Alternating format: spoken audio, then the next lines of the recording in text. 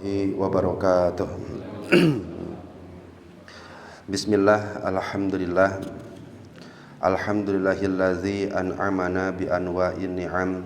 Wassalatu wassalamu ala sayyidil anam, sayyidina wa habibina wa qurrati a'yunina wa maulana Muhammadin sallallahu alaihi wasallam wa ala alihi wa ashabihi wa man tabi'ahum bi ihsanin ila yaumi yusaku bihil mu'minun ila daril khuludi wassalam, amma ba'd. Qala Allah ta'ala fi kitabihil karim wa huwa asdaqul qailin, bismillahirrahmanirrahim. Wa qada rabbuka alla ta'budu illa iyyahu wa qada rabbuka alla ta'budu illa iyyahu wa bil walidaini ihsana.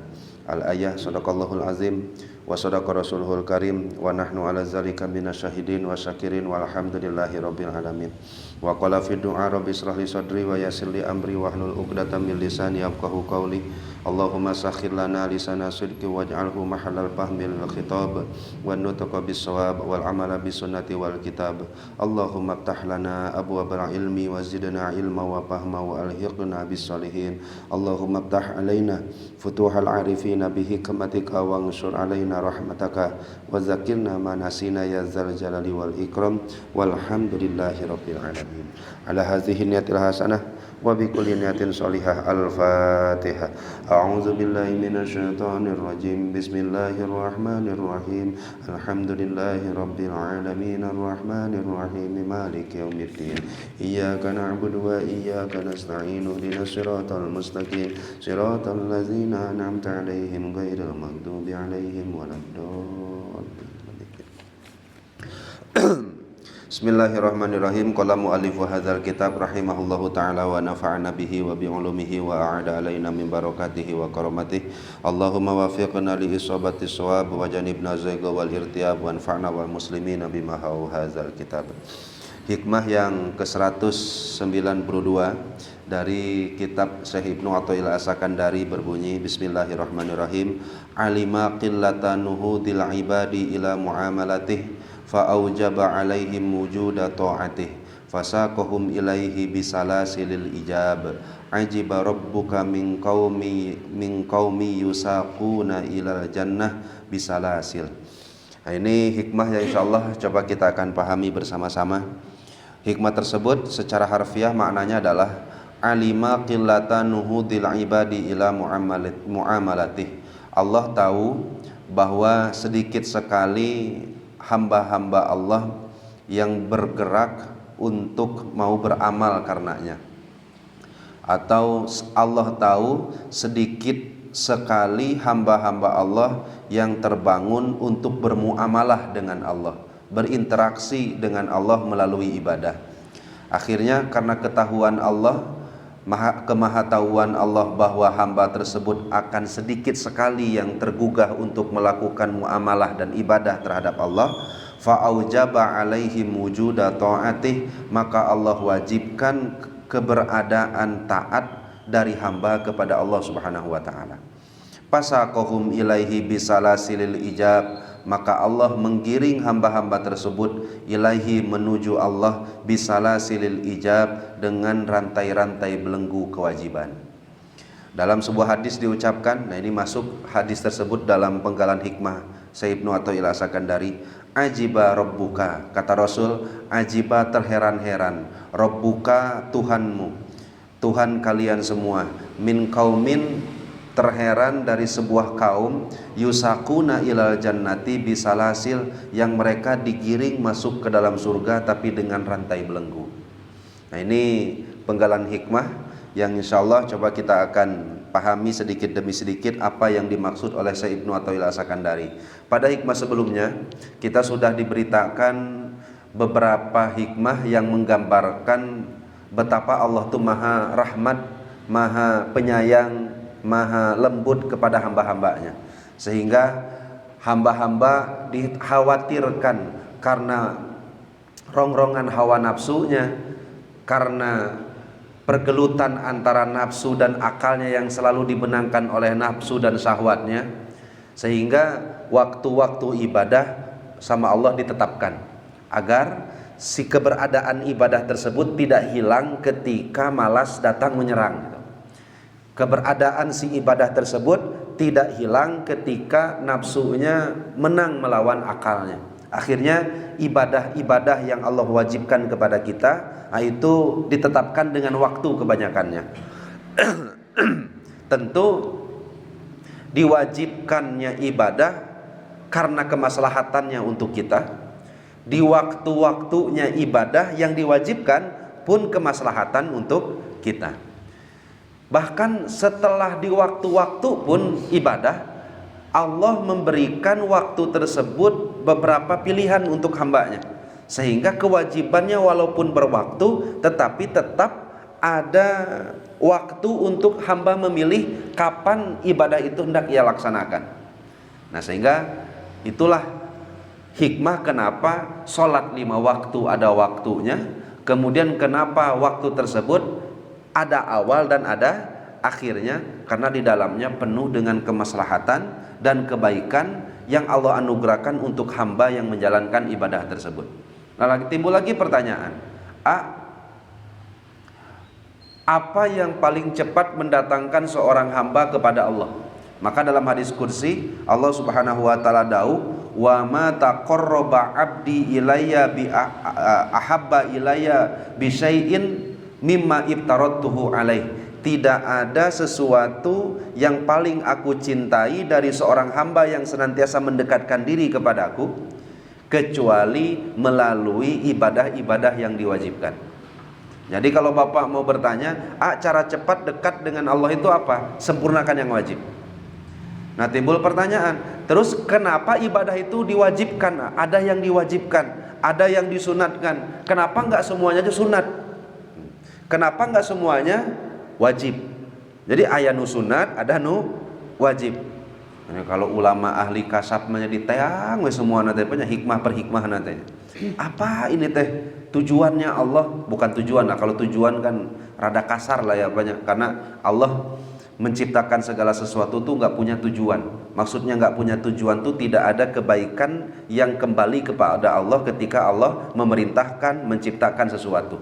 Karena tujuan itu kan asasnya kemanfaatan yang kembali kepada yang melakukannya. Nah, sedangkan Allah tidak ada tujuan, artinya tidak ada manfaat yang kembali kepada Allah ketika menciptakan kita, ketika memerintahkan kita. Nah, terus apa hikmahnya Allah mewajibkan ibadah-ibadah yang ditetapkan kepada kita? Kenapa enggak semuanya disunatkan saja? Nah, maka untuk menjawab pertanyaan itu, datanglah Syekh Ibnu Athaillah As-Sakandari menjawab kegelisahan hati hamba-hamba Allah yang bertafakur. Hari kita mah mungkin nggak gelisah, banyak tafakur lagi jarang gitu. Nah, ini mah menjawab sebahagian hamba-hamba Allah yang mentafakuri ini kenapa ada ibadah yang diwajibkan. Dan tentu semua yang Allah tetapkan di muka bumi ini nggak ada lain tiada bukan pasti untuk kebaikan hambanya. Kok ya bisa ibadah diwajibkan seakan-akan hamba dipaksa? Kalau sudah dipaksa memang baik gitu.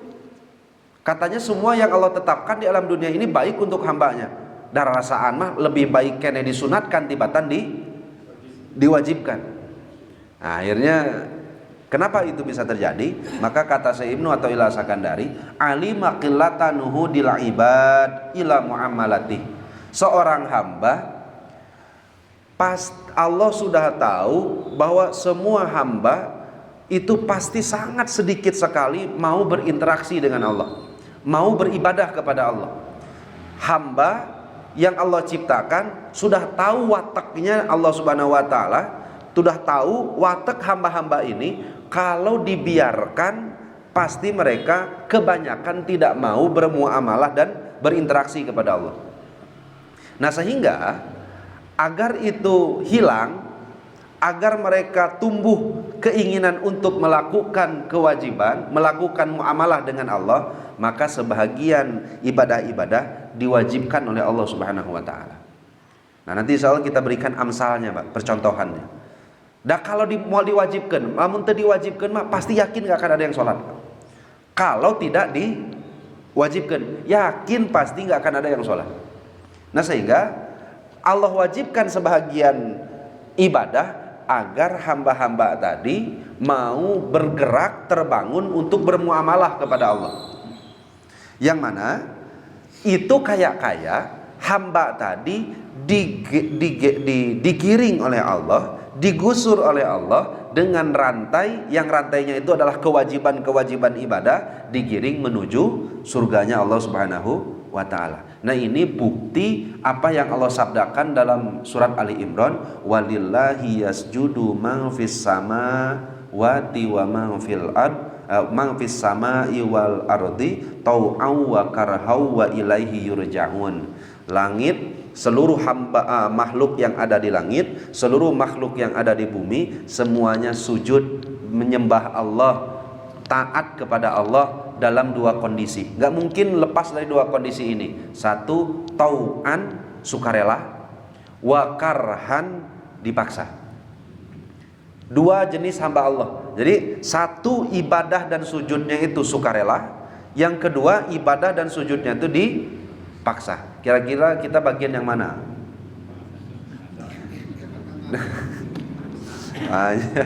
Ayo sukarela asa tetebihan ya banyak. Dipaksa asa rumah sana di beladinya orang mah. Nah, sehingga Bapak-bapak sekalian, coba kita bacakan apa yang disampaikan oleh Syekh Ibnu Athaillah As-Sakandari. Kata beliau, faktor seseorang tergerak hatinya untuk ibadah, melihat dari segi itu, dilihat dari sudut pandang bahwa orang itu apa saja sih yang memfaktori dia mau ibadah kepada Allah. Sekurang-kurangnya ada 3 bagian manusia, bagian hamba Allah. Ketika dia beribadah, maka yang pertama golongannya adalah ulaikal ladzina anhadohum ila ta'atihi wa ibadatihi mahdu ubudiyatihim lillah, yaitu orang yang taat dan ibadah kepada Allah, yang mendorongnya adalah keyakinan di dalam hati bahwa mereka murni hamba Allah. Karena mereka yakin, karena sudah tercetak di dalam hati, terpatri di dalam hati, ya hamba itu fungsinya menghamba. Dan Tuhan ada karena harus disembah. Gak mungkin ada hamba kalau gak ada Tuhannya. Tuhan gak akan ada kalau gak ada hambanya. Karena status kita seorang hamba, maka yang menggerakkan kita untuk ibadah tiada lain adalah status kita ini sendiri. Bukan lagi karena ada manfaat yang diambil dari ibadah. Tapi murni status kita yang sebagai hamba inilah yang mendorong kita ibadah kepada Allah Subhanahu wa ta'ala. Nah, sehingga kebanyakan dari mereka ibadah kepada Allah itu bukan lagi mengharapkan A, B, C, tetapi ibadah itu adalah wujud dari bentuk terima kasih dan syukur kepada Allah atas anugerah yang diberikan. Kebanyakan yang seperti itu. Kalau golongan yang pertama, jadi mereka menyadari bahwa mereka adalah hamba Allah. Ketika mereka bisa diciptakan di dunia pun, itu pun karena sebab Allah. Ya, kita apa? Kita diciptakan dari tidak ada menjadi ada, itu sebab Allah.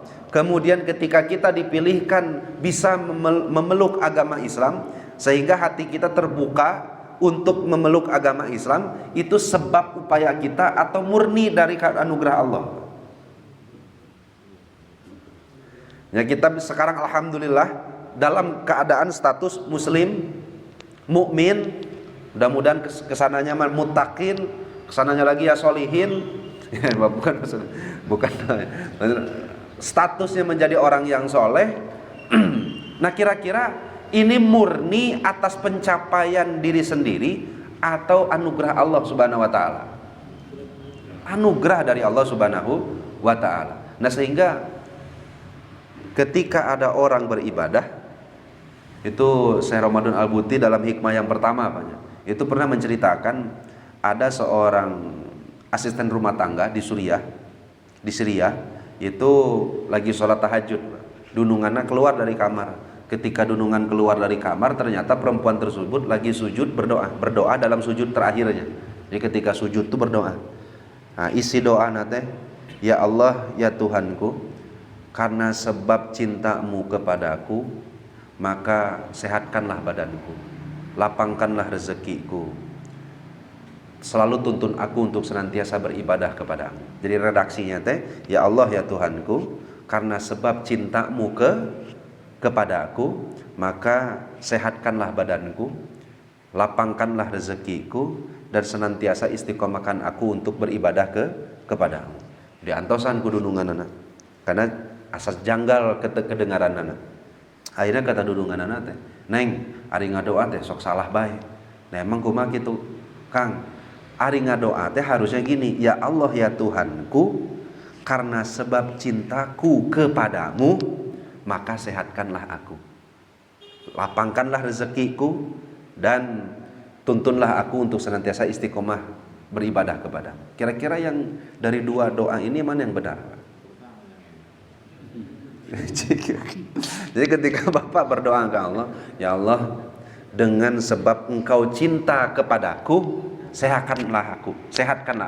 Atau doanya, "Ya Allah, sebab aku cinta kepadamu, sehatkanlah aku." Yang mana yang benar, Pak?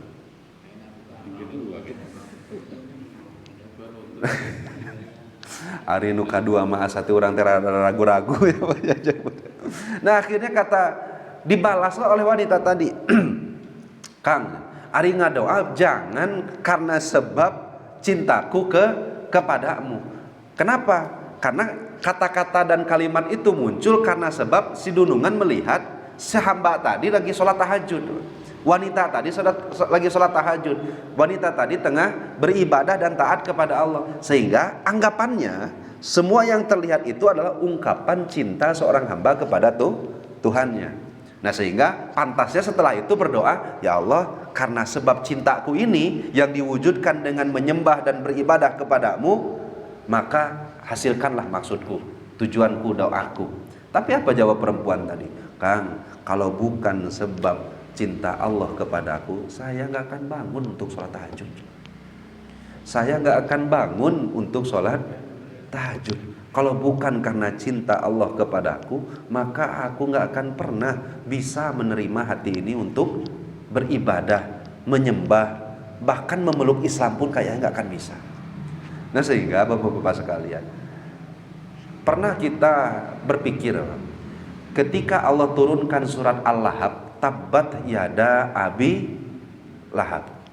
Abu Lahabnya pada saat itu masih hidup atau udah meninggal?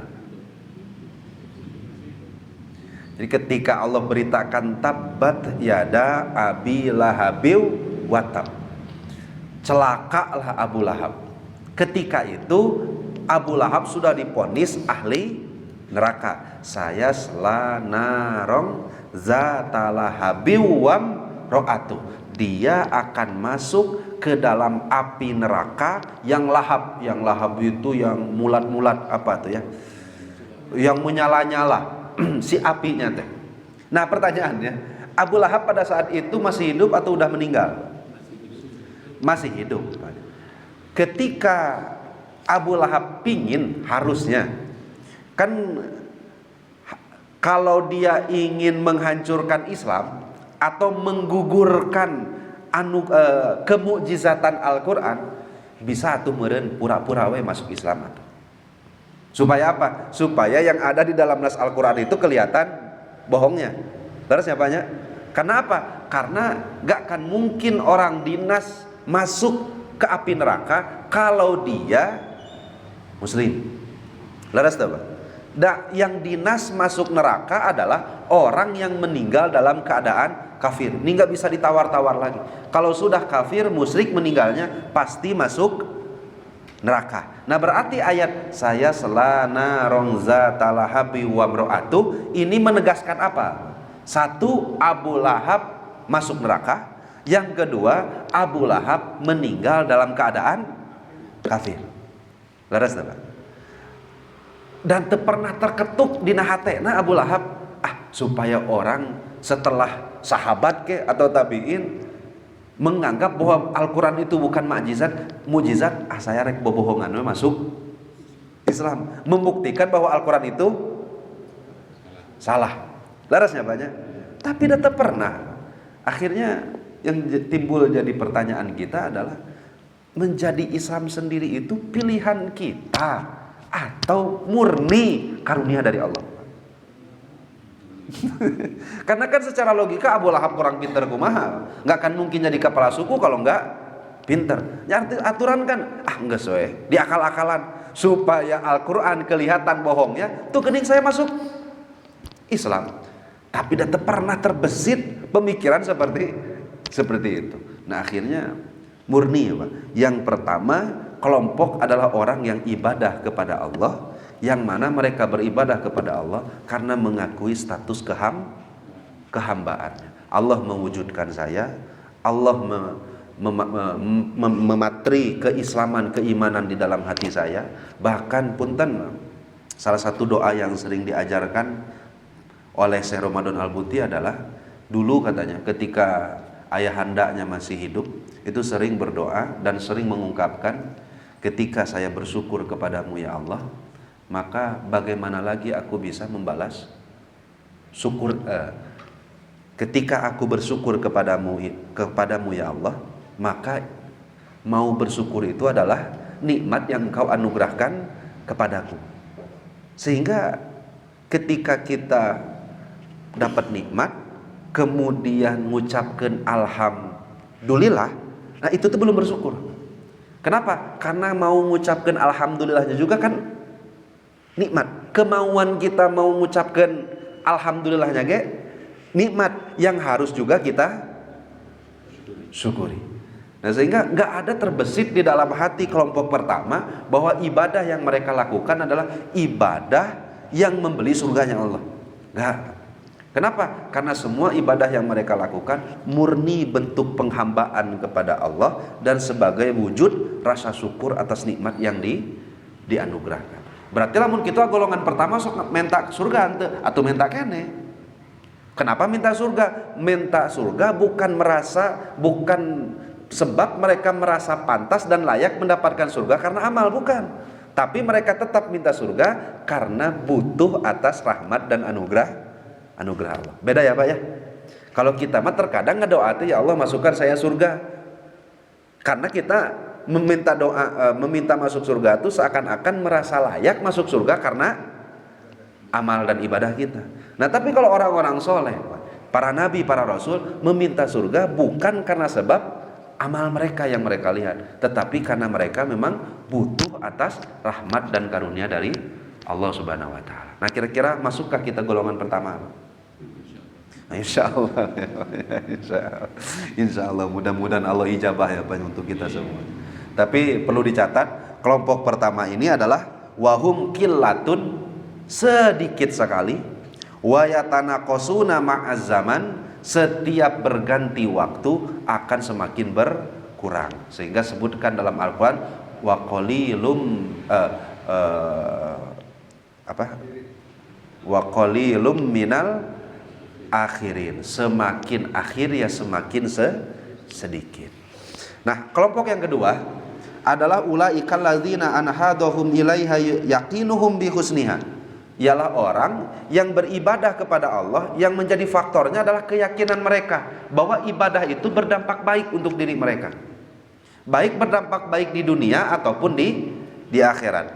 Wa qatinaihim bi adimi jadwaha wa jamili asariha, dan mereka sudah sangat-sangat percaya, yakin dan merasa cukup dengan manfaat dan dampak yang dihasilkan dari ibadah. Nah, cukup itu saja yang membuat mereka mau beribadah kepada Allah Subhanahu wa taala, melihat dari dampak dan manfaat dari ibadah yang mereka lakukan.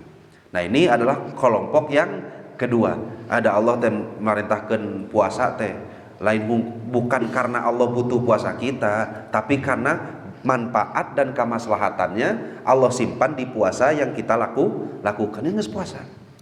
Terus kenapa mau sholat? Ya karena sholat itu baik untuk kita, baik di dunianya maupun di akhiratnya. Nah akhirnya hanya keyakinan seperti itu saja udah mendorong orang mau melakukan ibadah. Ini faktor yang kedua.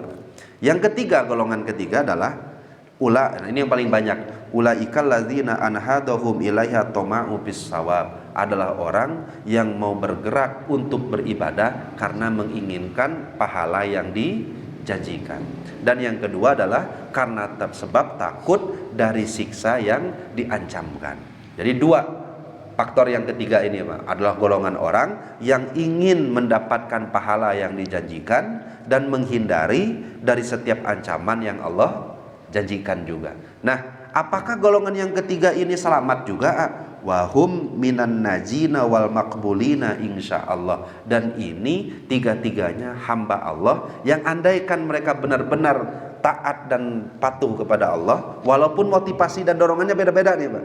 Yang satu mah syukur, yang satu mah melihat ibadahnya ada kemaslahatan, yang ketiga mah karena pingin pahala yang dijanjikan. Tapi kata Syekh Ramadan Al-Buti, wahum minan najin wal makbulin, nah insyaallah semua golongan yang disebutkan tadi mereka adalah golongan yang akan selamat di dunia sampai ke akhirat. Nah, kira-kira kita golongan yang mana? Dan nggak ada yang keopat makanya. Jadi kalau saya kira-kira 3,5 kayaknya nggak ada. Udah cukup cuma 3 saja. Nah, akhirnya golongan yang ketiga inilah yang dimaksud oleh Syekh Ibnu Athaillah As-Sakandari, yaitu golongan yang kalau tidak diancam nggak mau ibadah, golongan yang kalau tidak dibibita moal ibadah. Kan faktor kita mau sholat teh karena diancam, karena dibibita. Kenapa kita mau malam-malam kertunduh kene melakukan ibadah kepada Allah? Ya karena kan ayat bibita, nah, karena ada ancamannya dan lain-lain. Nah, sehingga kenapa Allah Subhanahu wa taala wajibkan ibadah? Karena melihat golongan yang ketiga ini, yaitu mereka yang tidak akan mau bangkit beribadah kalau tidak ada kewajiban. Karena kalau sudah wajib berarti ada ancaman. Kalau sudah ada wajib berarti ada pahala yang dijanjikan. Nah, inilah yang dimaksud oleh Syekh Ibnu Athaillah As-Sakandari, bahwa ada sekelompok orang hamba-hamba Allah yang harus dituntun ke surga memakai belenggu dan rantai. Jadi ada sebahagian hamba Allah yang harus dituntun oleh Allah masuk ke dalam surga tapi harus pakai rantai. Siapa mereka? Ada asate urang. Asate urang ada ya banyak.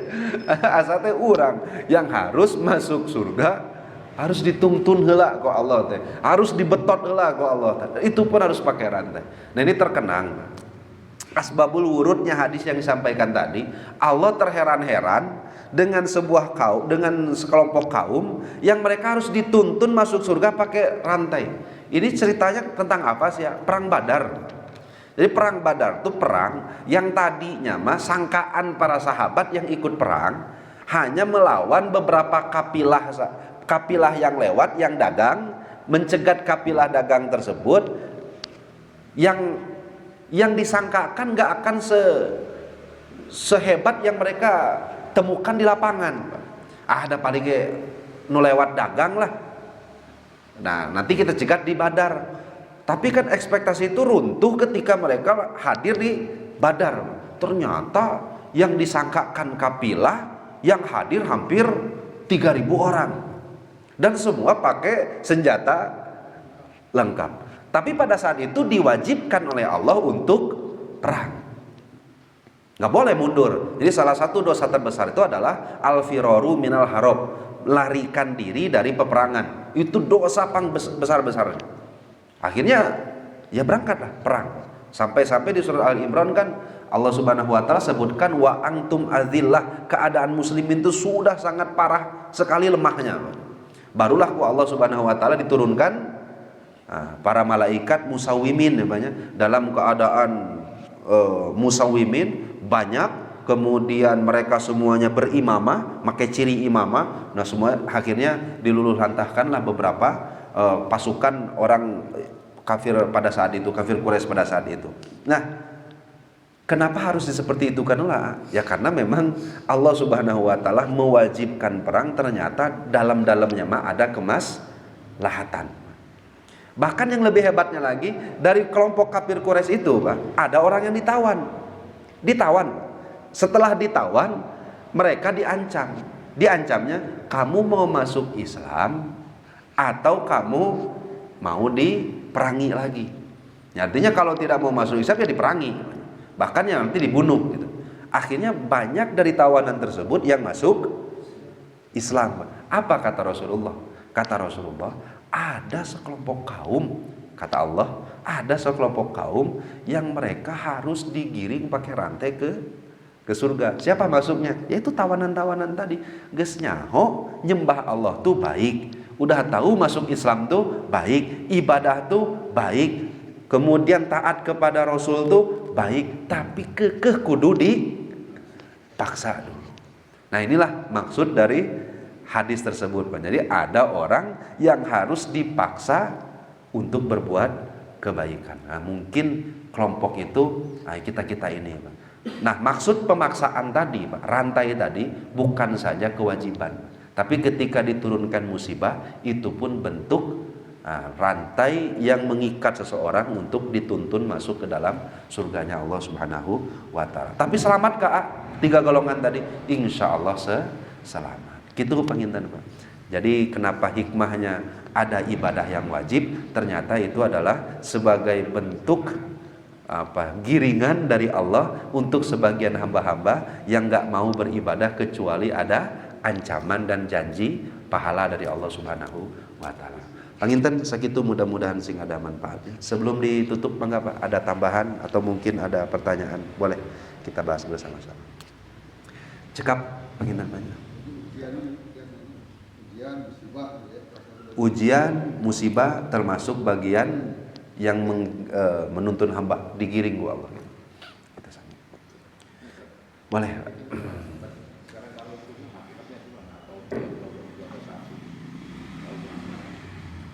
Nah, kalau sunnah tuh ceritanya lain, Pak. Sebenarnya ada di hikmah-hikmah sebelumnya. Nah, nanti kenapa yang wajib diwajibkan? Tadi kan udah hikmahnya. Kemudian kenapa ada yang sunat? Nah, untuk yang wajib ini, Pak, kebanyakan kewajiban itu kan isinya 2, Pak. 1 mengerjakan perintahnya, yang kedua menjauhi larangannya. Kebanyakan yang diwajibkan itu adalah sesuatu yang datangkan maslahat pada hamba dan mendatangkan yang diharamkan yang mendatangkan madorot. Pasti itu. Jadi Bapak lihat saja, semua yang diharamkan ku Allah di dalam syariat kita pasti ada madorotnya, pasti semuanya. Dan kemadorotan itu nggak akan mungkin didapat oleh seseorang kalau tidak diwahyukan oleh Allah. Karena mereka nggak akan mungkin menemukan kemadorotan dari hal yang diharamkan secara langsung melalui akal yang dikaruniai Allah. Dan mereka pun nggak akan mungkin menemukan kemanfaatan dari ibadah yang wajib yang Allah tetapkan kecuali memang melalui wahyu dari Allah Subhanahu wa taala. Nah, sehingga kenapa ini diwajibkan, kenapa ini diharamkan? Nah, salah satu hikmahnya adalah ada maslahat, ada madorot yang memang harus dijauhkan dari hamba Allah Subhanahu wa taala. Ini untuk yang wajib, Pak. Terus yang sunat kumaha? Apakah sampai ada madorot atau sampai ada maslahat dan lain-lainnya? Ada kemaslahatannya, tapi madorotnya tidak separah yang ada yang diharamkan. Atau ada maslahatnya, tetapi madorotnya ketika ditinggalkan tidak sebanyak yang meninggalkan yang diwajibkan. Nah, sehingga yang sunat ini, Bapak-bapak sekalian, ini hanya sebagai bentuk penambahan derajat seseorang di hadapan Allah Subhanahu wa taala. Makanya kan di hadis qudsinya gini, Pak. Kalau seorang hamba mau mendekatkan diri kepada Allah, kemudian apa yang paling baik yang digunakannya? Maka ibadah yang wajib sempurnakan. Tapi kata Allah, tidaklah seseorang mengerjakan yang sunat, tidaklah seseorang mengerjakan yang sunat sampai dia istiqomahkan, melainkan tangannya akan menjadi tanganku, kata. Kemudian lisan yang dia pakai berbicara akan menjadi lisanku, mata yang dia pakai untuk melihat akan menjadi mataku. Artinya tangan kita gak akan mungkin bergerak kecuali apa-apa yang diridhoi oleh Allah. Mata kita gak akan mungkin bergerak kecuali apa-apa yang diridhoi oleh Allah. Nah, sehingga sunat itu ditetapkan oleh Allah hanya untuk menambah derajat seseorang hamba. Derajat seseorang hamba. Sedangkan kewajiban, nah itu mah mutlak menunjukkan kehambaan seorang hamba kepada Allah Subhanahu wa taala. Nah, sehingga gampang-gampangnya mah para ulama tuh sampai mengumpulkan makalah Kalau pingin menjadi kekasih Allah, maka caranya dengan menunaikan yang sunnah. Kalau pingin menjadi orang yang bertakwa, menjadi orang yang soleh, maka caranya adalah menunaikan yang wajib. Nah, setelah seseorang menjadi muttaqin, di atasnya kan masih ada aulia, kekasih Allah. Nah, ibadah-ibadah yang sunat ditetapkan oleh Allah adalah hikmahnya satu, untuk menambah derajat seseorang yang tadinya sudah muttaqin, yang sudah dipastikan pasti masuk surga. Muttaqin itu kan sudah dipastikan masuk surga.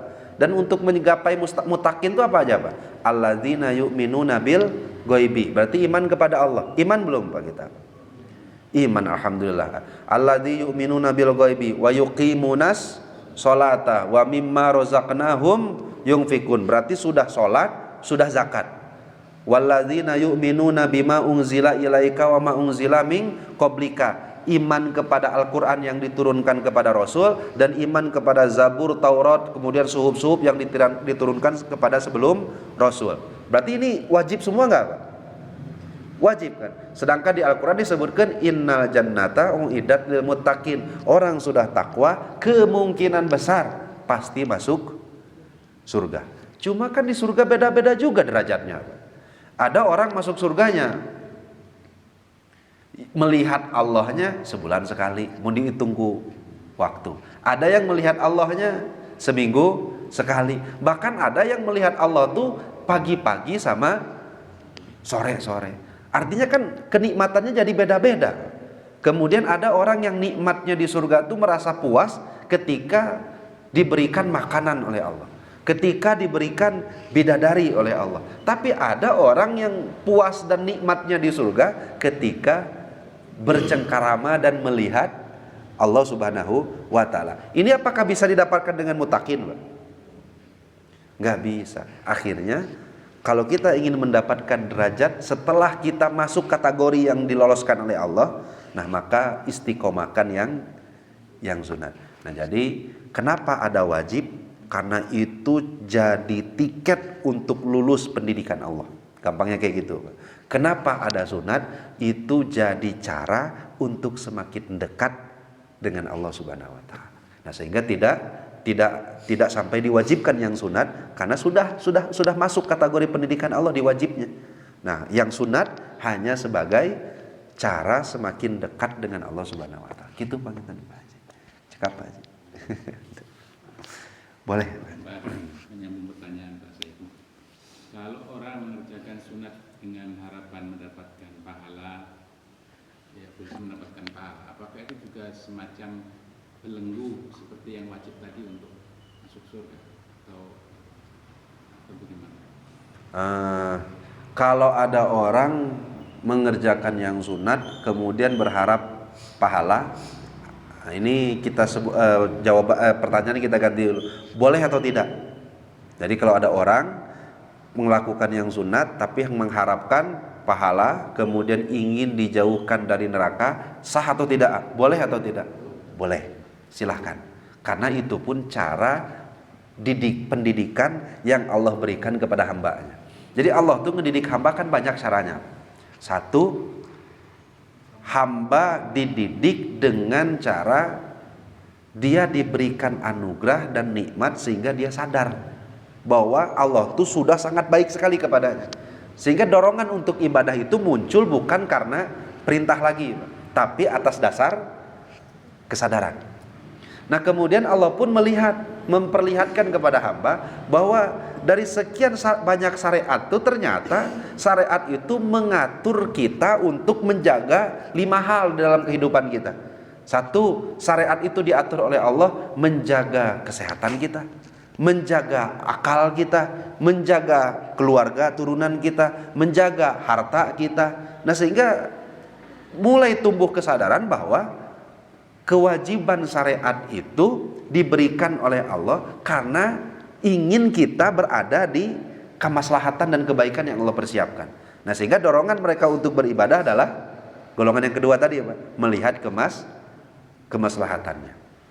Nah, golongan yang ketiga adalah orang yang ketika melihat mereka diberikan anugerah, diberikan contoh dalam Al-Quran, penjelasan dalam hadis dan lain-lain bahwa Allah banyak menganugerahkan nikmat, bahwa Allah lah yang memberikan hidayah kepada siapapun masuk Islam.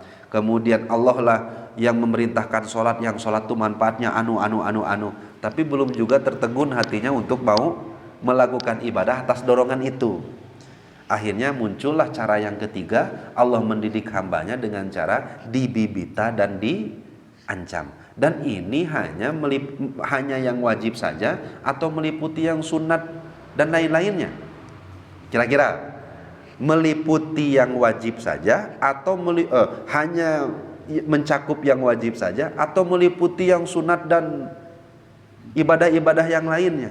Karena terkadang ada juga orang yang melakukan ibadah sunnah itu harapannya ingin dapat pahalanya. Ada juga orang melakukan yang sunat karena ingin terhindar dari apa yang ditakutkannya.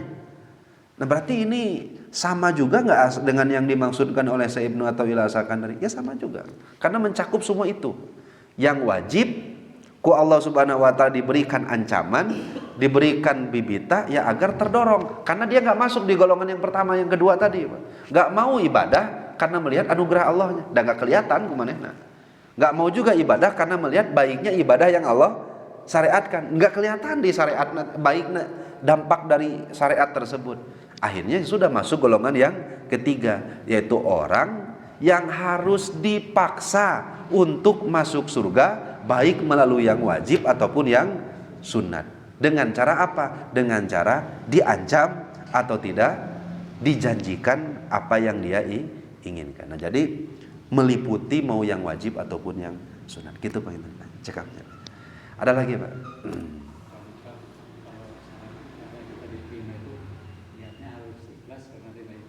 Betul. Kalau lihat itu kan ikhlasnya karena pemberi, karena pahala. Oh, ya. Aduh ini jadi ini kita bahas di sisi pendorong seseorang mau ibadah.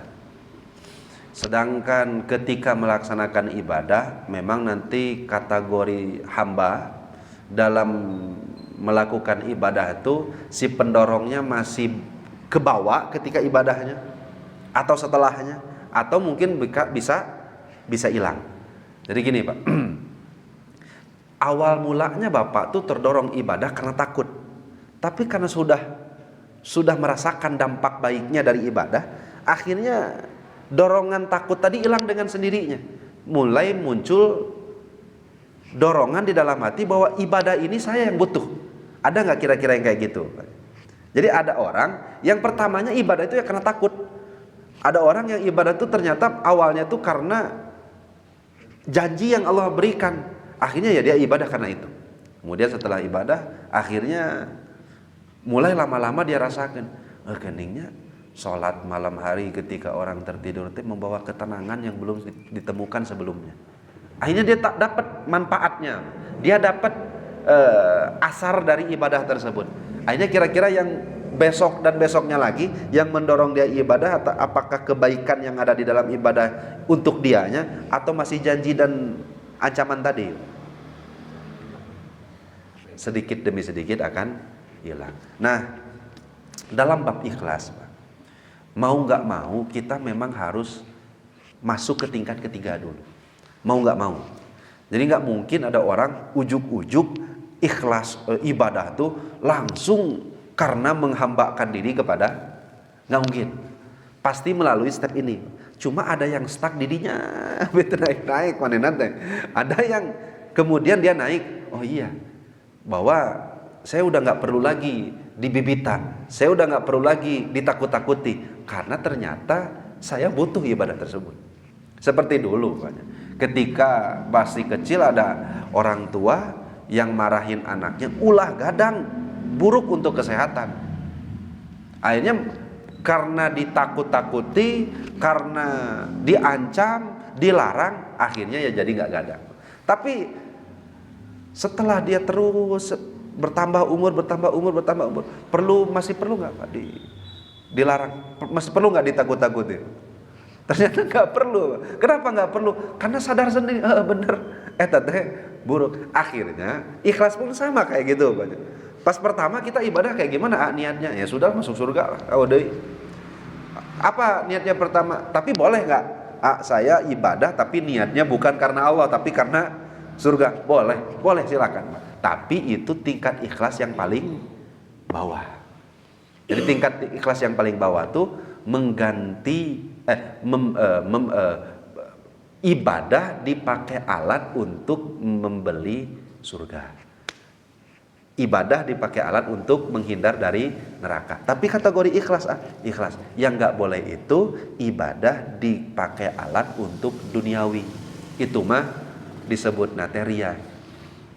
Bapak, ya saya sholat tapi niatnya duniawi agar terangkat kedudukan, agar dipuji oleh ini. Makanya disebut musyrik itu karena dijadikan alat yang harusnya alat untuk mendekatkan diri kepada Allah, malah dipakai jadi alat untuk meraup keuntungan duniawi. Nah, sehingga boleh nggak orang niatnya pertama untuk surga? Boleh. Nanti lama-lama juga sadar sendiri kok. Mun sadar mah gitu. Sama seperti kita. Ulah gadang. Gadang. Tapi karena diancam ya dilarang, akhirnya tidur. Semakin kesini, atuh heueunya. Ternyata ulah gadang teh manfaatnya besar untuk tubuh sendiri. Nah seperti itu. Lambat laun. Gitu Pak. Cekapnya banyak. Mudah-mudahan sing aya manfaatna. Wabillahi taufiq wal hidayah wal afu minkum. Wassalamualaikum warahmatullahi wabarakatuh.